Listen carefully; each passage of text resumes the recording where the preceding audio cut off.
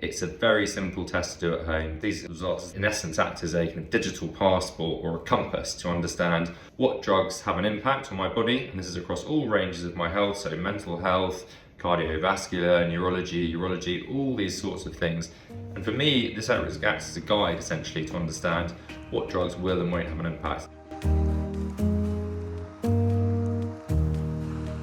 Hi there, I'd like to provide my feedback on the Pharmacogenomics test. So firstly, I've done all of these tests before. It's a very simple test to do at home. The process is quick in terms of delivery, registering the kit, actually completing the saliva sample with the swab, sending them off and just putting it through the post box is incredibly easy to do. So the process itself is very simple.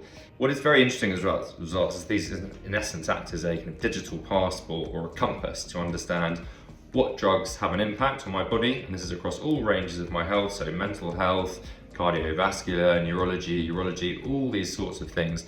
And for me, this acts as a guide essentially to understand what drugs will and won't have an impact. Now, at the moment, there aren't any drugs that I need, but in the future, I'm sure there will be interactions where I need to understand what drugs are suitable for conditions that I'm suffering from, and accordingly, whether there's going to be an adverse effect from certain drugs. So what the Atto report does is it puts them in different categories from 1 to 3, 1 being no reaction, 2 being a limited reaction, 3 being an adverse reaction, therefore enabling a practitioner or a healthcare professional to decide what the optimal course of treatment is going to be.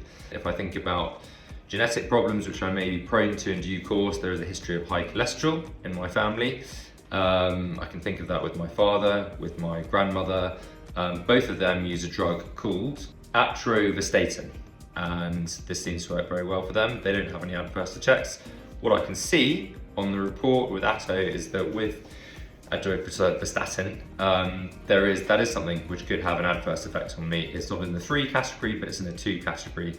So I think in the future, what this will enable to do, if I do end up having high cholesterol and needs to be treated, it will enable a doctor to assess what is going to be the most likely or the most optimal drug for me to use. So I think it's a really helpful tool. I see this as a kind of a digital passport that's going to help both myself and a healthcare professional guide me through the most suitable drugs to address or optimize any conditions that I suffer from in the future. Very easy, very straightforward, and a really comprehensive guide that I would thoroughly recommend.